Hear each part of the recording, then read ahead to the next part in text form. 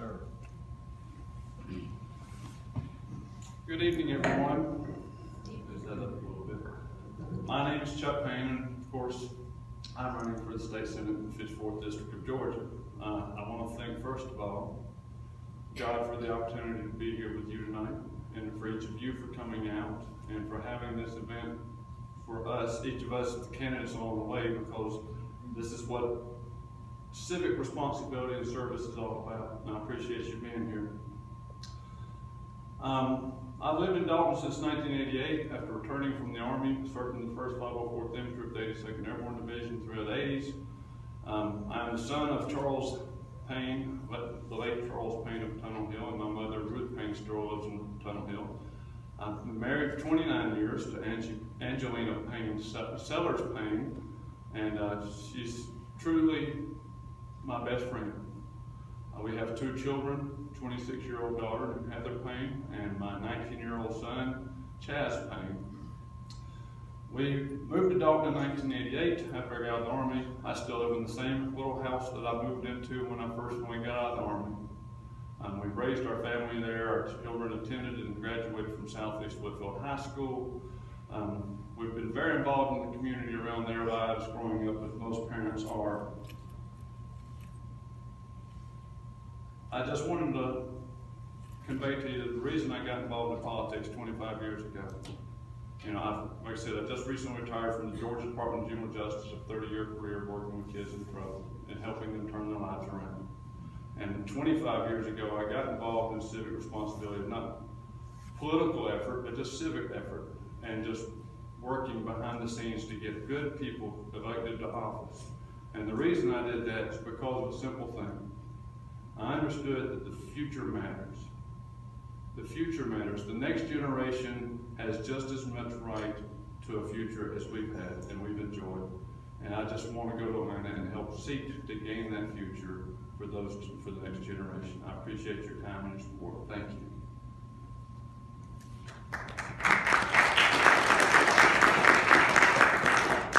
Fortunately, I talk fast.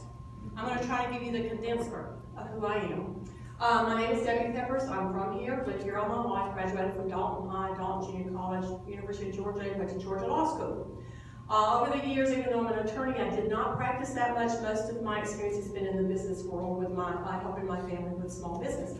And I think that's important because I have a broad range of experience as opposed to being in a government office for 30 years.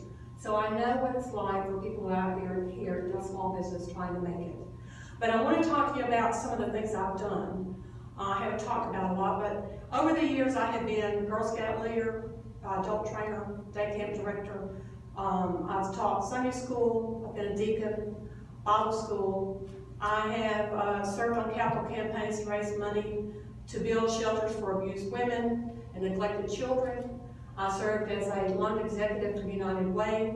I helped to organize the mock trial competition that the kids still participate in the high school level today, and have served as regional director for that for years. I was on the first Whitfield Education Foundation board, and have served on, was a member of Kiwanis, and now serve on the, I think I call it Cherokee Estates board with the Mountain View Homes. I'm on that board, and the Prater's Mill board. And I tell you all that because I don't want you up here, I'm not looking for you to pat me on the back and say, oh, what a great job, you've been such a good person. That's not what I'm saying now. I'm telling you those things because I'm trying to offer proof that when I tell you I'm going to work for this community and I care about this community, I'm going to point over here and say, see, I have been working for this community and I do care. And if you want to send someone down to Atlanta who's going to continue working for this community and who does care for this community, then I ask you to vote for me. Thank you.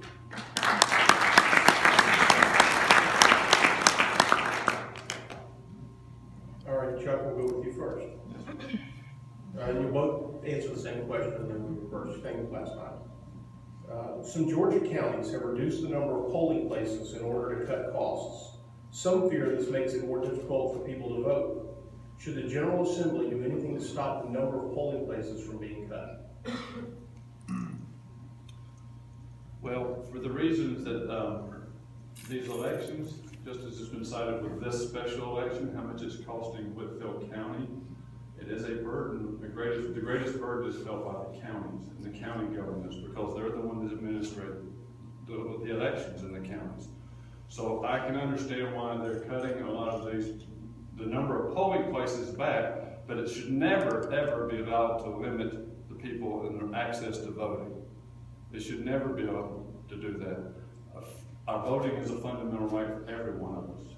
And we have to make sure that our voting and the elections are fair and they're equitable and that everybody has access to voting. But at the same time, you got to understand the state should not intervene, because that is the state coming in and imposing its will over local control. And to me, local control must come first, because local control is closest to the people it serves.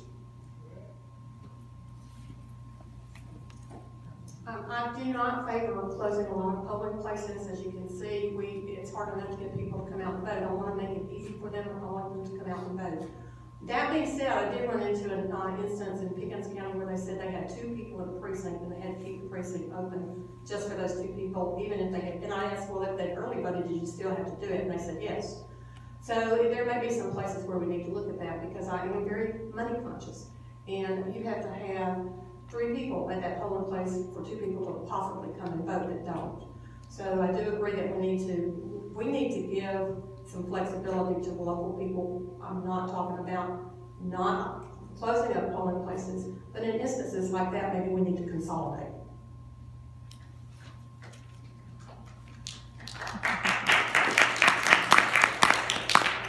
Should a Georgia voter be required to provide a picture form of identification? Why or why not? Yes, the Georgia voters should be made to provide picture identification. The state of Georgia will provide a picture ID even if you don't have a driver's license. It's one of the easiest things that you can do is to get a picture ID in the state of Georgia. Also, our elections have to be fair and honest. And as we all know, that there have been times in the past when in certain places in the state and around the country where the want and the desire of certain groups and individuals try to sway the election process and alter the election process. And the only way that we can have any security in knowing that the outcome of the election was truly the will of the people is to make sure that the people who are voting are who they say they are. And the only way you can do that is make sure that everyone has and is required to provide ID.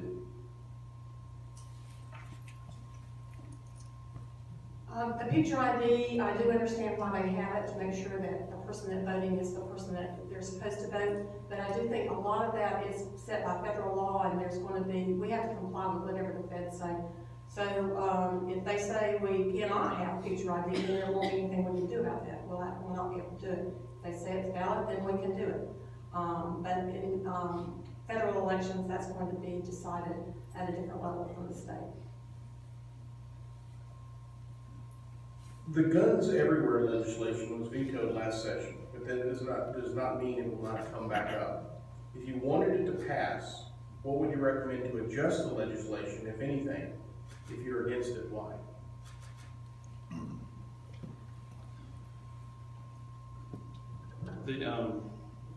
I served in the military. I served in the 1st Level 4th Infantry, and one of the things that's always I found strange is the fact that we have 18-year-old young men and women who are required to carry a firearm.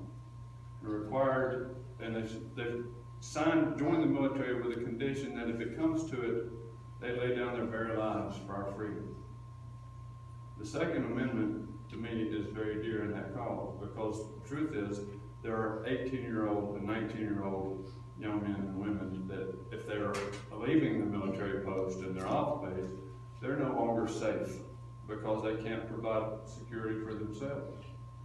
And so I think that with the Second Amendment, we have to do everything we can to make sure that, just as the Second Amendment reads, that people have the right to keep and bear arms to defend themselves and their property.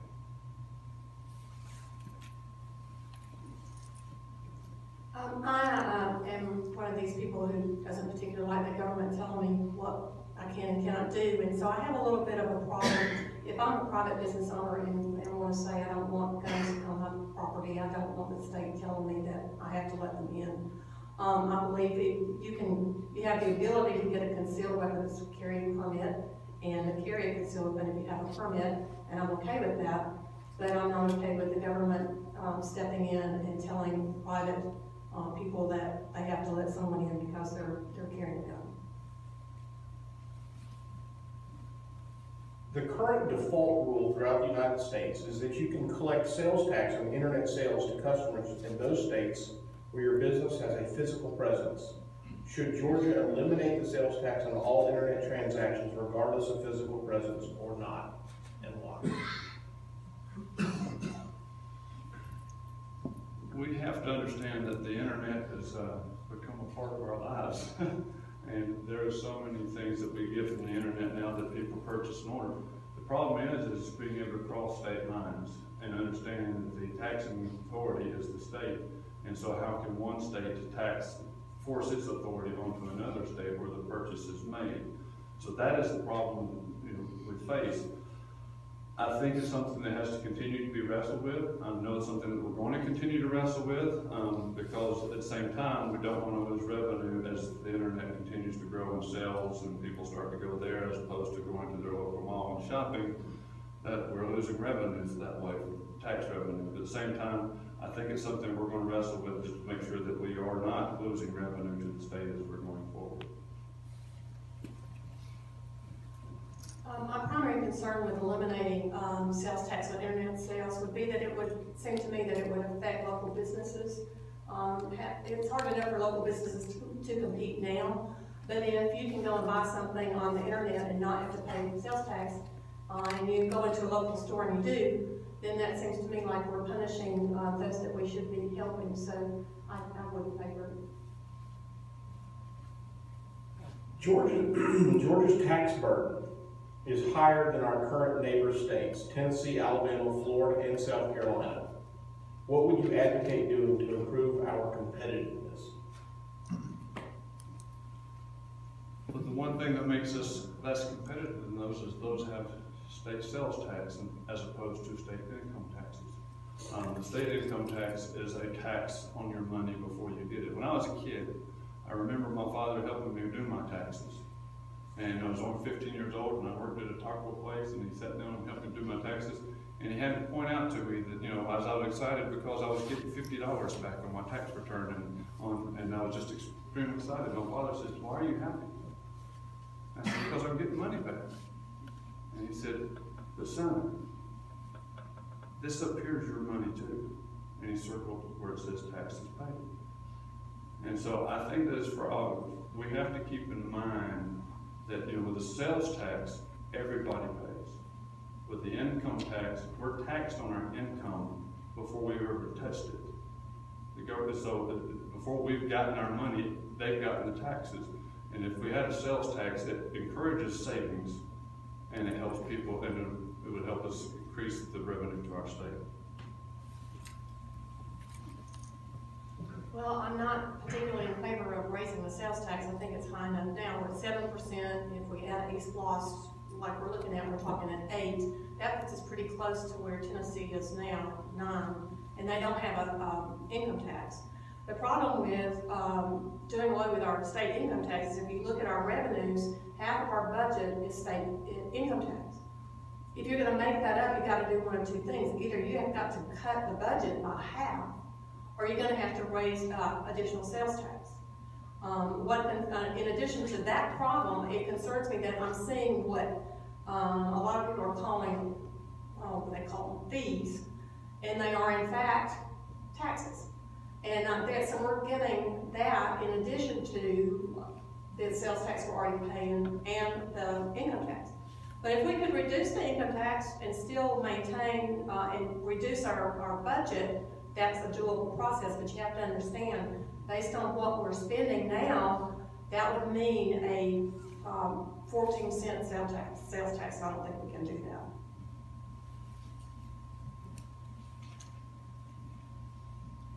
Sheriff, what is your position on medical marijuana? On medical marijuana, the problem we have is simply that the federal government has got the states in a bind. Because the federal government has, the marijuana is deemed as a class 1 drug. And so therefore, there limits what the states can do. I've had a good friend of mine who's, he's also a state representative in South Georgia, and he has a child with special needs, and truly, he's really going out to make his case for the need for medical marijuana. But then it all comes in, how do we do that? How do we grow it to make sure that it's contained and it's not being used for other purposes other than the medical needs that it provides for? I think when it comes to medicine, I think sometimes we've gotten caught up in the what's taboo and what's not taboo. If it comes to helping people and it helps people and it's truly a medical service, I think it should be on the table if it helps those in need. Just speaking from cases that I have seen advertised, if I were a mom and I had a child with a seizure disorder and that would help them, I would be doing everything I could to get that passed. And if there's documentation, which I think there is science that backs up that it is helpful to use that, then I would be in favor of it. And I do think there's a way to control it so that it doesn't get out of hand. But I think that we should do whatever we can do to help these children that could be, or not just children, but people who could benefit from medical marijuana. I'm gonna go ahead and, you're up. Before we make the flip, and we start with Debbie and then back to Chuck. Making higher education more affordable could be a big issue in the next session. It was one of the things actually recently in an article that Lieutenant Governor Cable referenced. What would you recommend to accomplish that? There are a couple of things. I know some college students have told me there's some things that the state can do to help with the textbook issue. Back when I went to school, I went to the bookstore and bought used books, and that was how we went through college. But now, as I understand it, there was an article in Atlanta paper a while back talking about how now the kids have to buy software to go with their textbooks, and how it's costing so much more for those kids to do that. The state has been looking at trying to regulate that, and I think that would be very helpful for those kids who are struggling to pay for their books. You know, if you're making good grades, you've got the Hope Scholarship, but you still got to buy those books, and they can become very expensive. It costs more than what the actual textbook costs. So I think the state needs to look at that more closely and see if they can reduce those costs.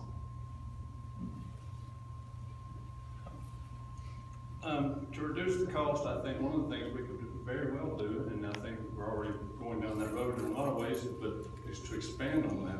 But especially in Northwest Georgia, being that we have such industry here, and we need jobs a workforce that is trained in a technical field.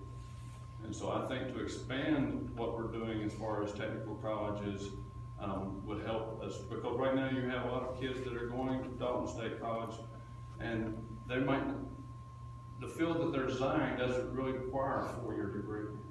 And so, you know, they go and they might drop out, and because that's not where their passion is.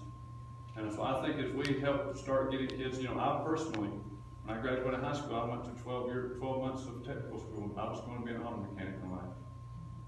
And it didn't turn out that I turned out to be a mechanic and work on cars, but I still work on my own cars. But it gave those kind of things, I think, that we're taking the lesser option and promoting that more. So therefore, it's not costing society as a whole within the greater picture of it all. Sticking with the school question, do you believe that the state flagship schools, University of Georgia in Athens, Georgia Tech, should have a required minimum student body percentage from in-state high school and homeschool graduates?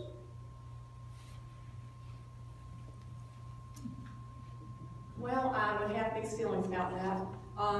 It is a state, it does get state funds, and I think if the state is going to be funding the school, that it has a right to expect a certain number of in-state students to be accepted. I do know that's become a problem, probably at the University of Georgia, because it's become a very difficult school to get into. I don't know what the percentages are now as to in-state versus out-of-state, but we certainly need to be looking at giving as much preferential or consideration to our in-state students so that they have some viable options.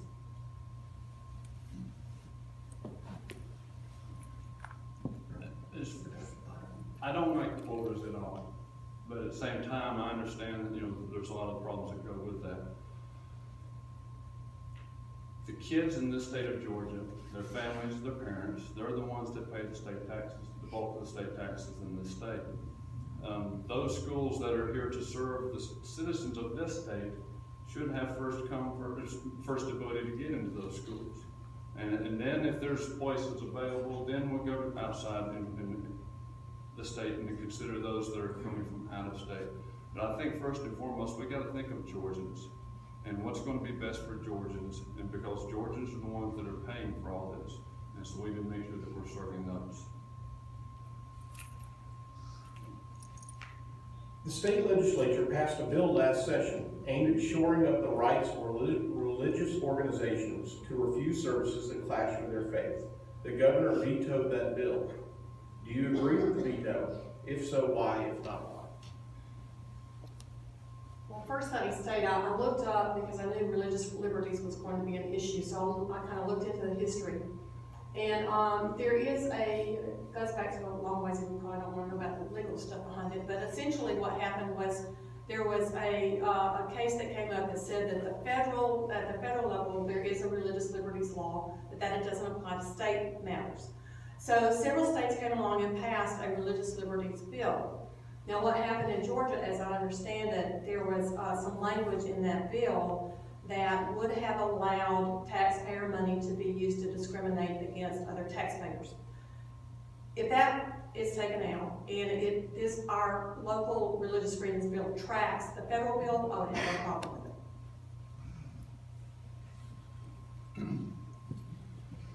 Actually, in 1993, and this kind of came up last time, in 1993, President Bill Clinton signed the Religious Freedom Restoration Act into federal law. It was passed by a Democrat Congress. It was not a means to discriminate then, and it's certainly not a means, and there's not been a single case to show that it's ever been used to discriminate. The models of that was the model that the states came afterwards when it was the Supreme Court ruled that federal law would only apply to federal courts and could not be applied to state courts. So therefore, states started passing very similar legislation to restore the First Amendment rights of people. That was the intent and the purpose of the law. Many states have passed the Religious Freedom Restoration Act. Georgia needs to. I think that we get caught up sometimes in the hysteria of it all, but there's no physical evidence to show or legal precedent to show that it's being used to discriminate against anyone.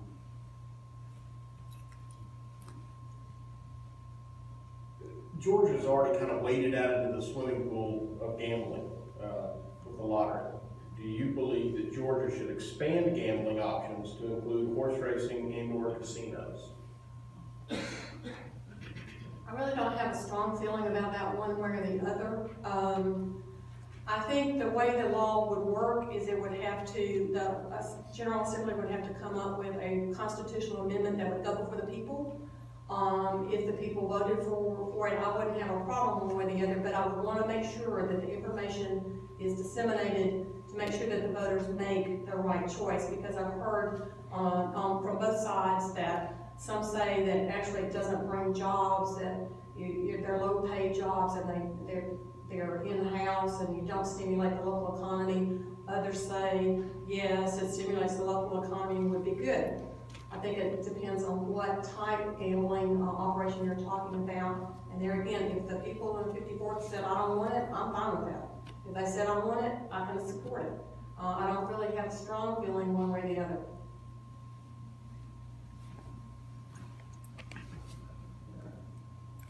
I would be opposed to allowing casino gambling, and it's not for, of course, my personal view is my personal view. But the main reason is the same reason I was opposed to the lottery, when the lottery came along. And it's because I knew then what I know now.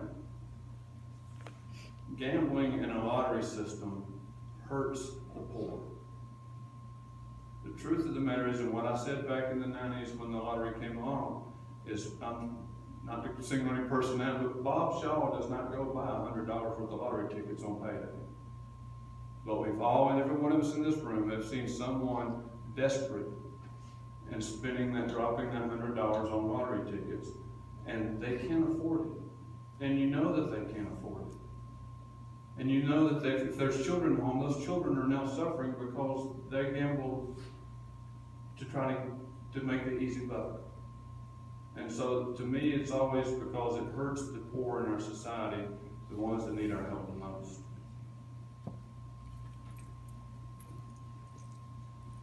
Currently in Georgia, cities, counties alike, all over the state, there are tens of thousands of properties, many of which are abandoned, and they create blight on the community. And there's a lot of research that ties blight in a community to crime in those areas.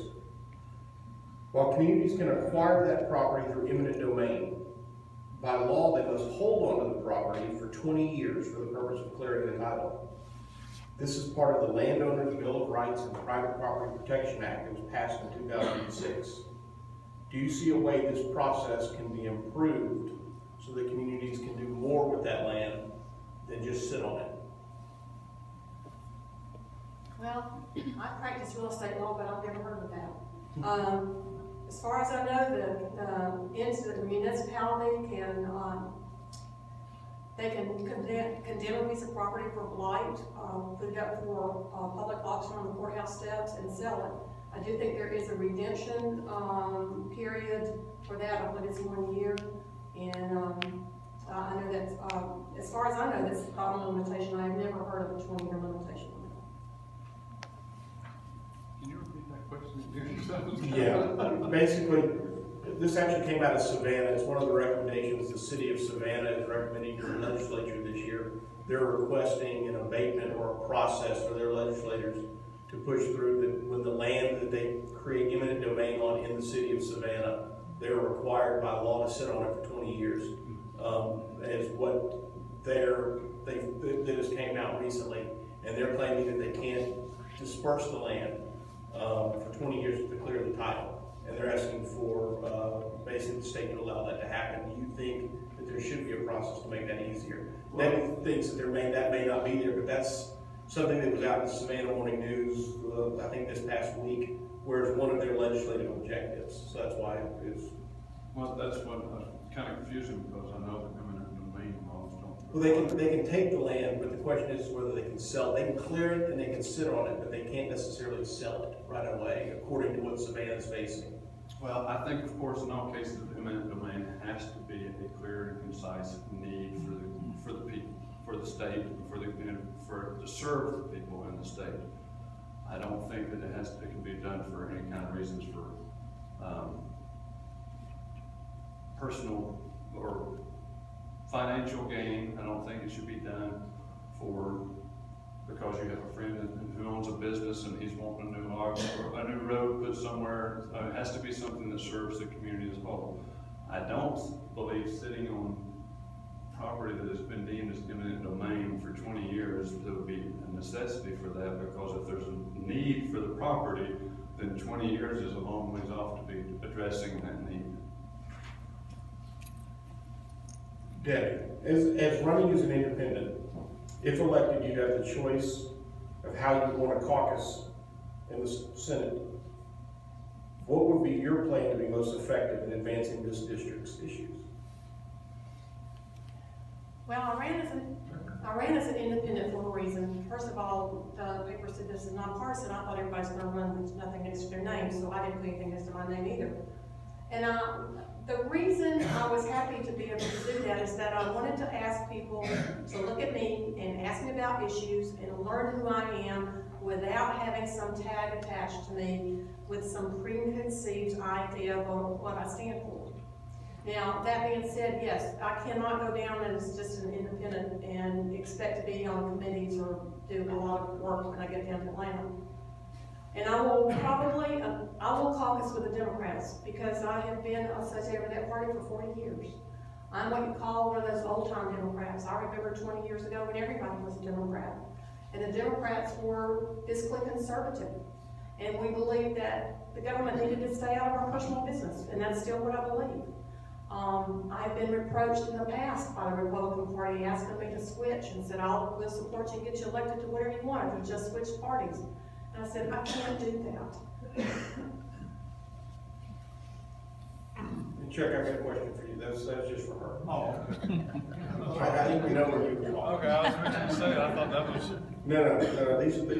No, can you cite or envision legislation endorsed by the Senate leadership and governor that you would oppose?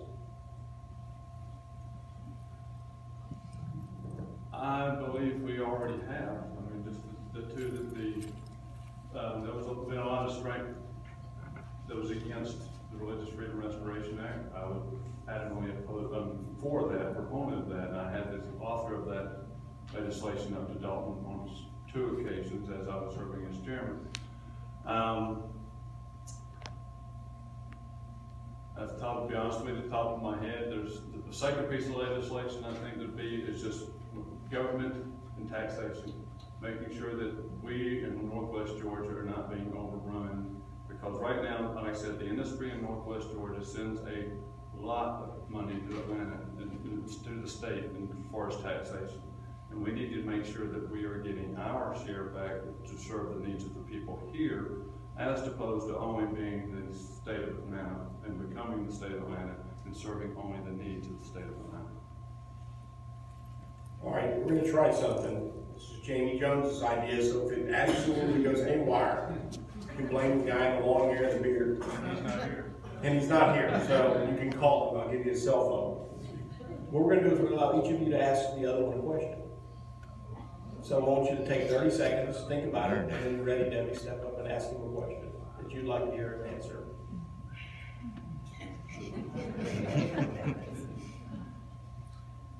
You weren't ready for that, were you? No, that wasn't on my list. I suppose my question would have been something along the lines of what you just asked. And that would be, how willing are you to oppose what the leadership in Atlanta would propose as legislation? If the governor came to you and said, I need you on this bill, could you stand up, if it's something that you don't support, could you stand up and say no? No, I answer it. Yes. Absolutely. I'm not gonna answer it for you. Okay. Absolutely. And I can stand up to any authority, and I have. And just to give you a Reader's Digest version of something that recently happened in the last few years to me, working within the Georgia Department of Juvenile Justice. Our commissioner, and went all the way to the top of our agency, was doing something inappropriately, trying to get us up to the Georgia Department of Corrections standards by force. And what I mean by force, he was wanting us to be up to standards, but we were not going to go get post-certified and where we would get paid more. And that was going to cost too much money in the state's budget to get us up to that standard. So what they did is they came up with this idea to do pit training, where we would step out back and have our supervisors spray us with OC spray. And so therefore we would be trained to carry OC spray on a canister as far as our training goes. And they called this training. I challenged that.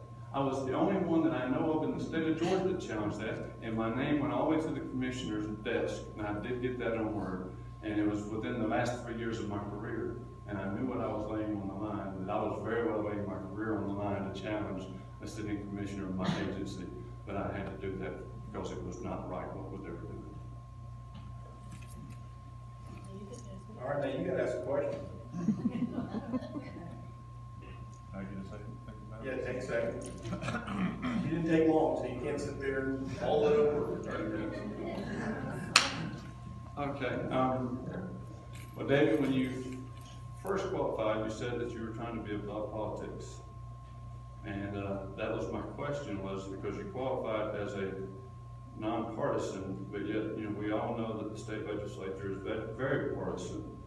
And so I just ask you, is it really being about politics when initially you were trying to cover the fact that you were going to be caucusing with the Democrats by qualifying nonpartisan? Well, I hope I kind of answered that question when I told you why I was running without anything next to my name. I hear people talking all the time about, I care about issues, I don't care about party. So this is kind of like, do you really just care about the issues, or do you care about the party?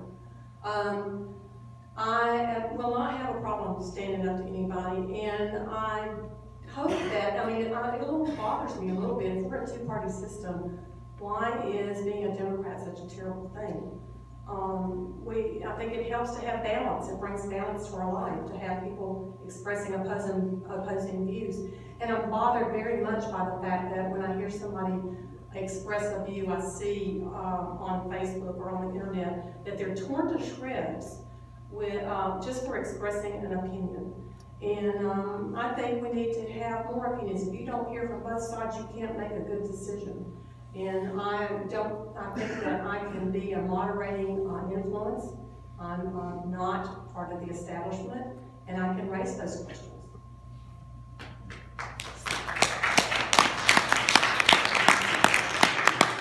All right, what we're gonna do is like we did last time, we'll let y'all ask questions. Raise your hand, I'll point you out. If you start rambling a little bit, I might wave you down and try to consolidate the question. Don't get offended if I do that. But why don't we go ahead and open it up for questions? Make sure you say it loud and clear. If we can't hear you, someone else wave. If you can't hear what they ask, and I'll try and repeat what they ask, so we all are on the same page. Look at that, quick hand. What was the largest organizational budget that you managed? What was it, and how much was that budget? Everybody hear that? Yeah, what was the largest organizational budget that you managed? What was the budget, and how much was that budget? Why don't we start with Debbie, and then the next one we'll reverse it. Let's go back and forth.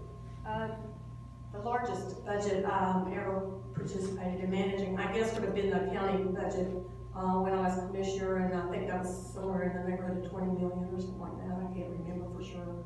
But I know we left 13 million when we left, so I'm thinking it was around 20. Well, as a state employee for the last 30 years, I'll tell you, we didn't have an annual budget in our office. But as far as presiding over the Whitfield County Republican Party from the 90s and then the 2000s and also the teens of the 2000s for 3 decades, and so we have presided over a budget and finances that reached the point of 15 grand. But that's, and of course, my own family income. But because I've been a state employee, I've not presided over an annual budget that exceeds that. Yes, sir. Since there's been a lot of talk about what the parties represent and don't, you will clarify it for me, both of you, if you'll just simply tell me, who did you vote for in the presidential election? We kind of went down that road before, and I got in trouble for that question, and I asked that question. Why? No, you're not supposed to have that question. The League of Women Voters was really against that question last time, and I hit them with that question, so I told them I would not revisit that with them. I'm sorry. But That's interesting. if you want to talk to them afterwards, you can ask them afterwards. I'm sure they'll give you their personal opinion. They're gonna be our elected representative in Atlanta, but they can't tell us which presidential. They can. I just ask that you ask them afterwards, and they'll tell you what it is. That's all I ask. I'm trying to. This is a partnership with the League of Women Voters, and they asked me to stay in that realm, and I told them I would stay in that realm and wouldn't go down that road. So, is that okay? Okay. Look, they're both very, very open and honest people, and I guarantee you, if you sit with them each individually, they'll meet with you and answer virtually any question. I've talked to them both personally about a lot of things, and they've answered any question I've had personally outside of the newspaper, so. I'm sorry, I didn't realize it was taboo. I'm sorry. Yeah, I should have told y'all ahead of time, but I stayed away from it for them, so. Honoring their wishes is a partnership. Anyone else? And that's the only taboo question I've gotten so far, so. I'd like to know who you voted for. I'm just kidding. I may have to get Mr. Broderick to help me here just a little bit. He does not want to be brought into this, he told me. Okay. How will you feel about a bill coming up that would fund money to the Alzheimer's Association to take care of the caregivers to where they can keep their loved one at home longer rather than filling up all of our nursing homes and our memory cares and putting a burden on Medicaid? How would you feel about a bill to fund something like that? Now, Mr. Broderick, has that made it through yet? It's in one of the appropriation subcommittees that I'm on.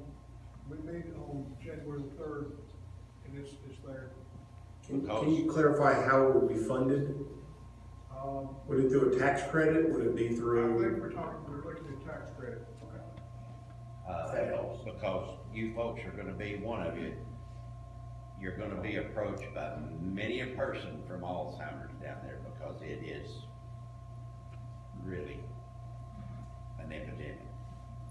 And I know what it costs, because my wife's at home, and it costs me $6,000 a month to keep her there.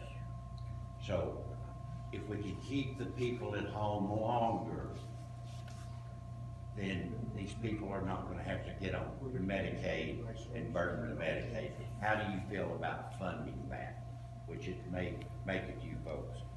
Well, I would be absolutely in favor of something like that. I think the closer you can keep people home, the better off everybody is. It is a lower cost, and it sounds like a tax credit would be ideal for that. I would also agree with that as far as the tax credit goes, crediting people's taxes. I don't know, I think I would be interested in what the subcommittee, being it's in a subcommittee means it's got a good ways to go, of course. So there's gonna be a lot of discussion in that, and I would like to be a part of that discussion. You know, the thing about it is I do greatly care for the elderly and the indigent in our community. I've done work with many organizations on that behalf. But at the same time, I also don't foresee that we put the burden of that on another generation. I just want to make sure that we're not creating another bureaucracy that's going to balloon, that where our children one day are paying to benefit politicians. Because that's the safeguards I want to see, that we're the safeguards that politicians are not going to take advantage of this and exploit people and exploit those who really are in need. Someone else got a question?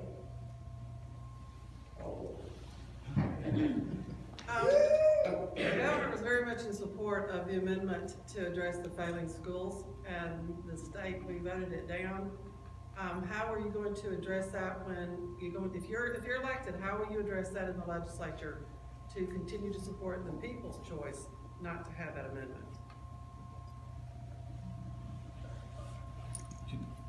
I don't think I fully understood your question.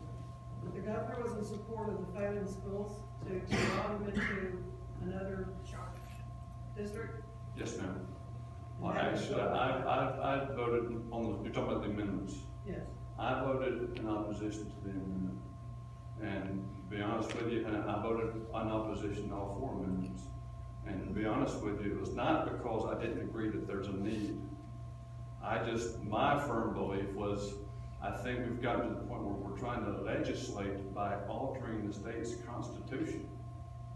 And I just felt like there's a lot of, all 4 of those matters that were on the ballot for a referendum to alter our state constitution, I didn't think the need was ever justified for changing the constitution.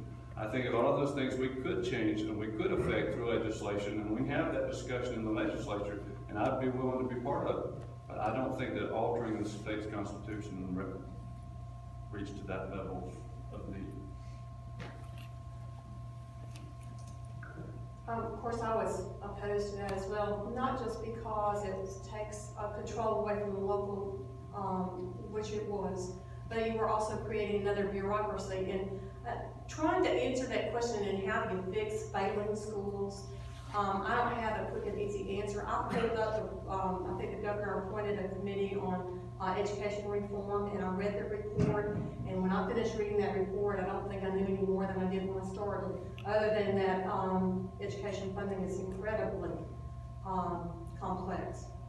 I do know part of that report was they were talking about doing some milestones, Georgia milestones testing every 9 weeks. I would have a question about that. I mean, well, my personal opinion is you're testing those kids every time you turn around now, and the only way you could do something like that is to do away with some of them you're already doing.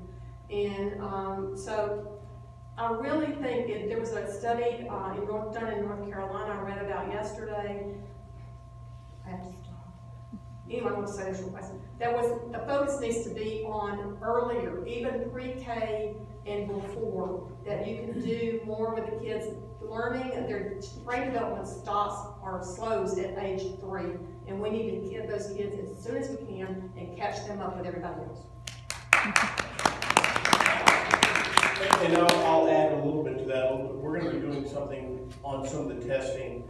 The state of Georgia, I think, this completed this past year, 2016 spring school year, their 5th consecutive year of milestones testing, where you can actually compare how the kids did at different grade levels. Specifically, if you look at reading, they test them in 3rd, 5th, 8th, and then high school.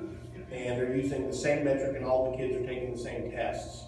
And if you look at Dalton, Whitfield, and Murray County, kind of our core little area, for 5 years, we've consistently been below the state average in reading in every single grade level, across every school system. You might have one pocket in 1 year where they're at grade level, average to the state, but for the most part, we've been below the state average in reading. And that is a real problem, and they're all doing it differently. And solving that problem is a huge question facing the legislature, because as you know, reading by the age 3, your chances, if you're not there in 3rd grade, your chance of graduation falls in the tank. So we're going to be addressing it in the paper. We're going to put some of the stats out there. All the information is out there. I ask you to pay attention to this, because statistically, compared to the state average, our school systems really are struggling and doing very poorly. And that's actually kind of a disturbing thing. But we'll give you more in the paper about that coming in also. Another question? My name's Sylvia Summers. Can you tell me how your professional and your volunteerism prepares you to be a legislator?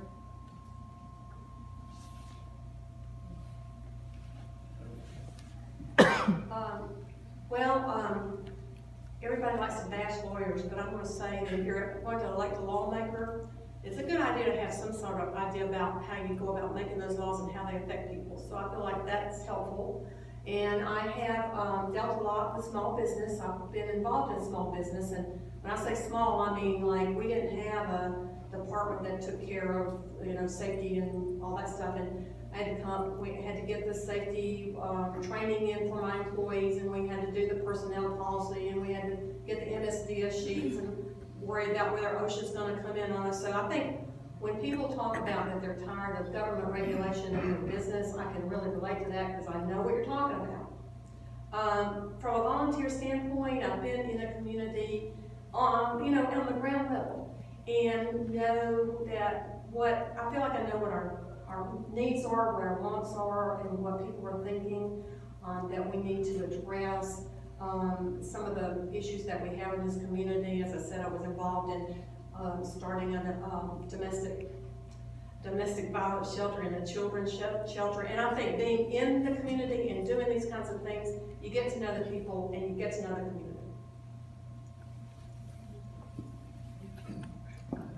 I think she just touched on one of those words, is knowing the difference between what is a need and what is a desire, what is want. And making sure that we as a government are focusing on what is needed. And I've always told people, we are better served if we look through a 20-year prism.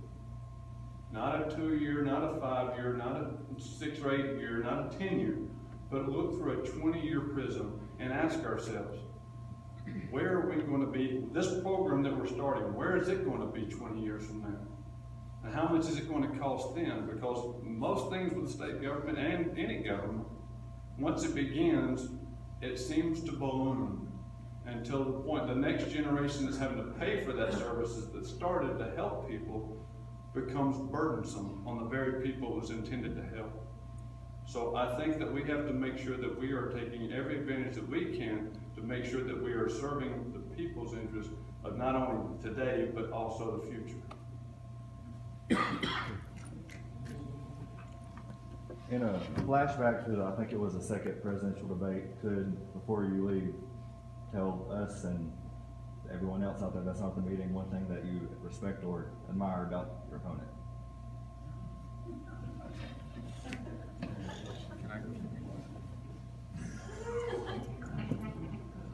What I admire about Debbie is the fact that she's been very positive throughout this campaign. And she's kept, we both, like that's one thing I think we have mutual admiration is we try to stay above the kill and understand politics don't have to be ugly. And Debbie's proved that. And it's, do we have differing ideologies? Yes. But it's nothing personal.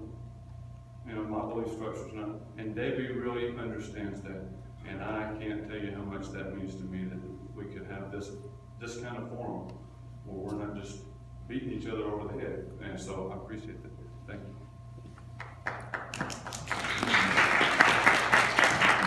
I appreciate the question because I think too often we get all into this negative stuff and it's nice to be able to speak positively about the other person. And I do think that offering yourself for public office is like the ultimate community service. It's a difficult thing to do.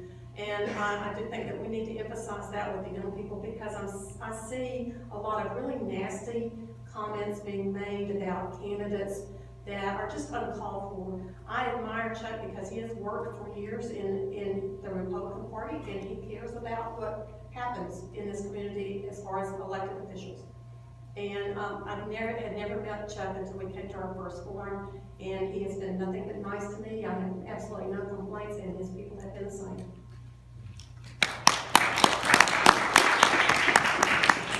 I applaud both of you for running for this office, but we brought up a lot of issues, Alzheimer's, the schools. I'd like to know, what do you feel is the biggest issue facing our state and our community?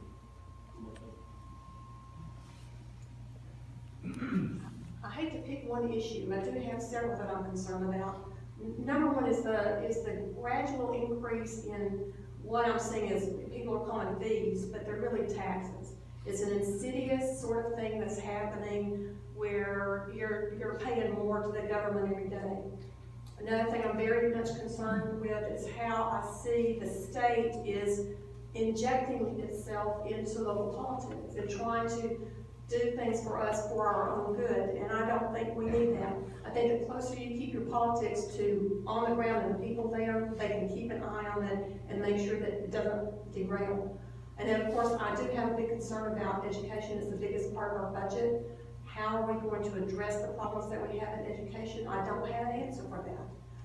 But those to me, there's not just a single, but those would be my top 3 concerns.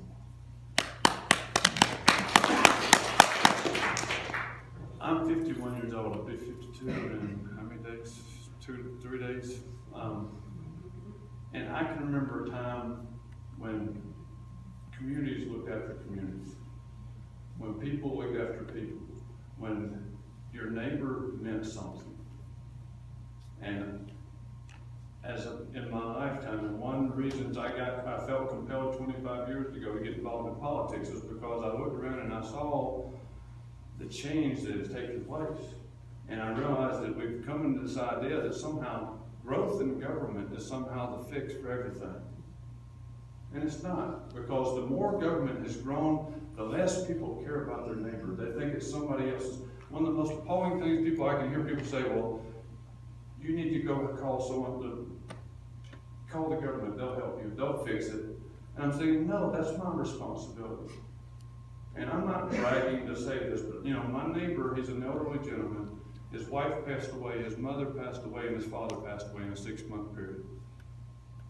And Tony lived across the street from me. He had to move to his parents' property to take care of it. And for 3 years, I've been mowing his yard, without question, because that's what being a neighbor is about. And we need to get back to understanding that I want to be your neighbor first. And to do that, I have to be willing to serve.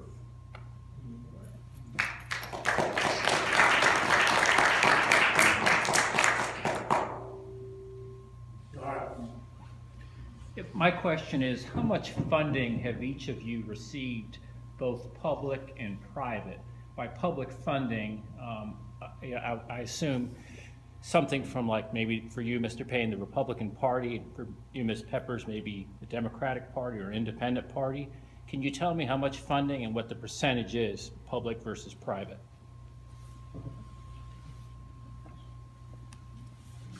I don't think anybody likes me. I ain't got any. I think mine's been primarily, it's been individuals and maybe small groups, but I have not, from the Republican or the Democratic Party, I haven't gotten. Not having the report right in front of my face, I would say that the majority of mine has been private, and that it's at the same time, and I think we've probably raised about $30,000 or maybe a little more, I'm not sure off the top of my head, for this campaign. You know, commercials are expensive, and so are signs, and so are everything that goes with the campaign. At the same time, I'd say, I know right now private would probably be ahead of my public. Now, as far as public funding, I haven't got any public funding, and it's all been private. Just so you know, the newspaper's far less expensive and far more expensive. And I haven't, and we've yet to receive anything from the Republican Party as far as a cash donation. So right now, it's all been just private donations. What about in district and out of district? Do you, each of you have the percentages of that? Not with me. I don't have any. What was the question? He was curious as to how much money came from outside of Whitfield County and Pickens and Gordon versus inside. Do y'all roughly know how much money you got from outside the district area? No, I have a button on my Facebook page that people push, and I don't know, I don't know. I mean, when your report, we can pull the report and we'll find out.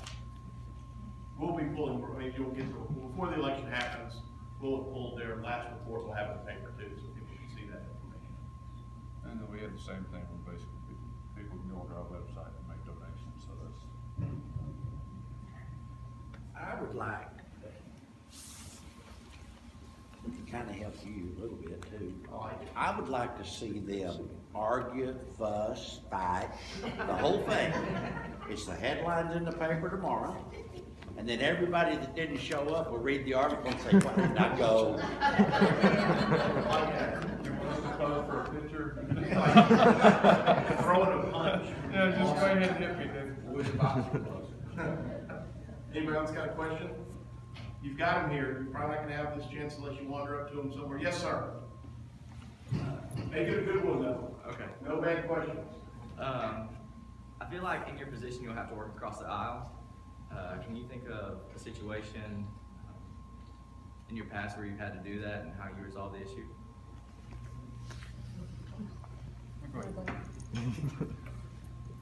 I worked for state government, and I was involved with the Republican Party back in the 90s, back when the state was run by Democrats and everything was Democrats. And so working in state government, I found I was a very extreme minority being a Republican working for the Department of Children and Youth Services.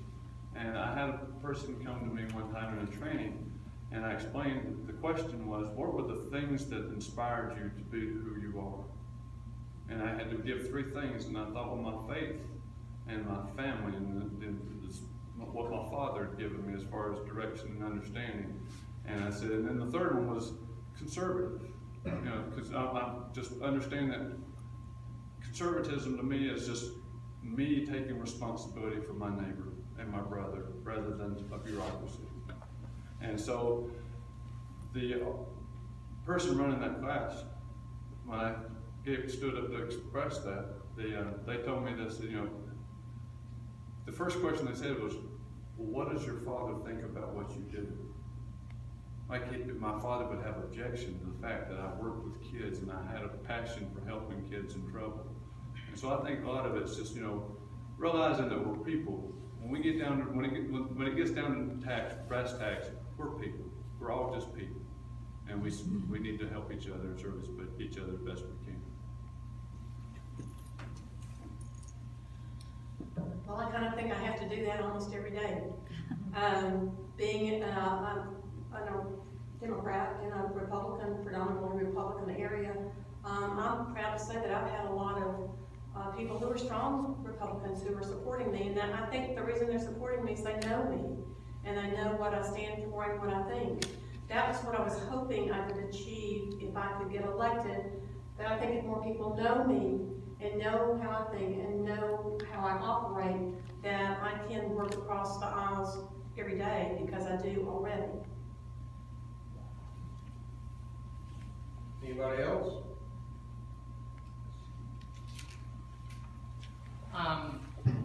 It is no secret that when people think of Debbie Peppers, they kind of probably think of the word Democrat. You say you're an independent, I'm an independent myself. How can you shore up support with conservative, because it's our legislature is Republican, it's primarily Republican. And so how can you, I don't want to say make conservatives trust you, I think that's too mean. But how can you, the Democratic Party is moving in a progressive direction. They're primarily more liberal, more choice. How can you show conservatives, make conservatives? Can you frame a question? We try not to answer it directed at one individual. Right, okay, so that they both can answer. Okay, so you're an independent. How will you work across the aisle? Because that's a big question. And I think this current election, the presidential election, we need more bipartisan work, and we don't need any more of the nastiness. So I guess what I'm trying to say is, how will you work across the aisle? Because it is primarily Republican. I have a training, my training is in law, and what I do is try to convince you by presenting the facts. And I'm an issue-oriented person. I don't really care about how I vote and whether that's going to help my friend or hurt them. I'm interested in what that issue is, and I'm hoping that I can argue with someone and present my points, and then if I present them in a convincing manner, that I can get them to do what I'm asking them to do. Now, there are some people that I'm not going to be able to convince, those who have an agenda outside of whatever that issue is, and I have experienced that before on the county commission, where I was trying to get things done, but some of my fellow commissioners had agenda other than what that particular issue is. I kind of was devious when that happened, and I would tell constituents when they'd ask me to vote for them on something, I would say, I tell you what, you call so-and-so and tell them I'm against it, and then I'll come and vote for you, vote on that issue for you. And that's kind of how I did that when logic wouldn't work. As I explained a while ago, as far as when I was talking about the work, me challenging a city commissioner within my last 3 years of employment with the state, and think of jeopardizing my whole career. The thing about the people learn about me is I have a passion for truth.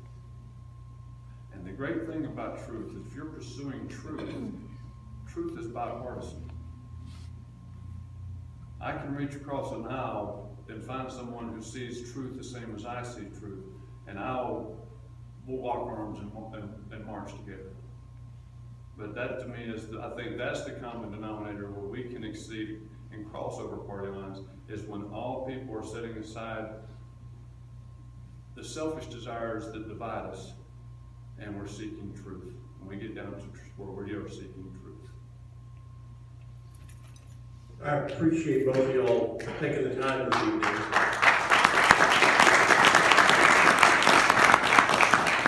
And I appreciate both of y'all taking the time to run. This is not easy, and it may be fun for some, but it's hard work. And I hope everyone appreciates both of you doing what you're doing and trying to give up your time to do this, because I know it doesn't pay a whole lot. But what we'll do is we're going to do a closing, 2-minute closing, and I believe when we opened it, Chuck began and Debbie was second, so Debbie, you're first and then Chuck. Okay, thank you all for coming out tonight. I'm sure y'all have other things to do. It's almost Christmas, and I appreciate you taking the time. It shows your concern.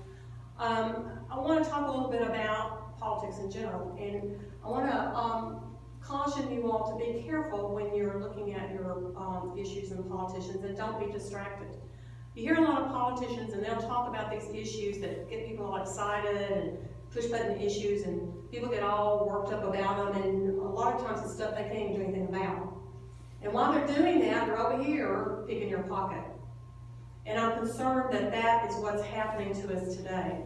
If you don't think that's happening, I'll ask you if you've been to buy a new tag for your car lately.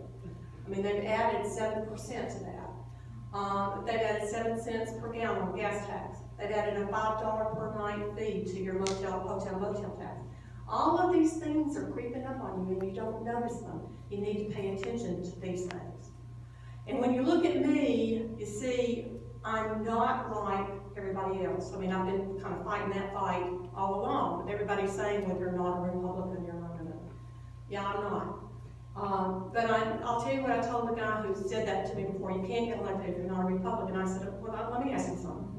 You just got through telling me how nobody pays any attention to you and they never come over here and they don't listen to you. Are you going to vote for somebody like me who has to work for 2 years to get your vote? Or are you going to vote for somebody that just thinks they're entitled to your vote because they've got an R next to their name? If that's what you're going to do, then don't be surprised if the same thing continues to happen that's been happening. It'll be the same business as usual that we've had for the last several years. I'm not going to get any endorsements from the governor or the lieutenant governor or from any of the leadership. Nobody's jumping up and down and excited that I'm running.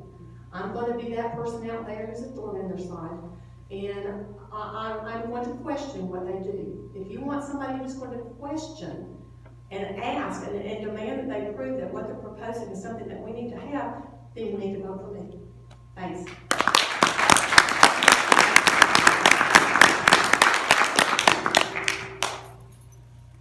In 25 years of working publicly in the world of politics, just because when I got out of the Army in 1988 and became a father shortly after, I was concerned about where we would be in 20 years. And I've done a lot of study and understanding of where we came from as a country and why everything from the civil rights movement. I do believe I have a true depth of understanding in where we've been as a country historically. And when our country was founded on the simple notion, as no time before in the history of the entire world, that individuals were deemed to be blessed of their Creator with the rights to life, liberty, and the pursuit of happiness. And I truly believe that. Not just part of me that just, it sounds like a good soundbite. It, to me, is a matter of conviction. That we have to understand that if we as a nation ever come to the point where we no longer believe that individuals, all mankind has a right to those life, liberty, and pursuit of happiness, then none of us do. As I said a while ago, I believe in truth. And what I just said is an absolute truth. If we do not fight for the rights of all people, to understand that we all have those basic human rights as people, then none of us do.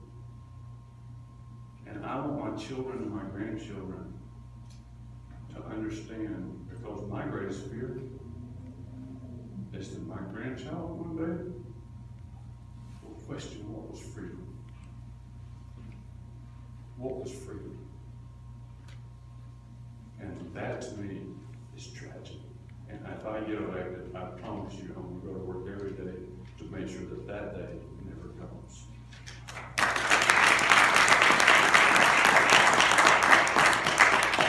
Okay, thank you for coming out this evening. Thank you for taking the time to do this. Take 10 of your friends to vote with you. Thank you, League of Women Voters, for helping us organize this. Merry Christmas.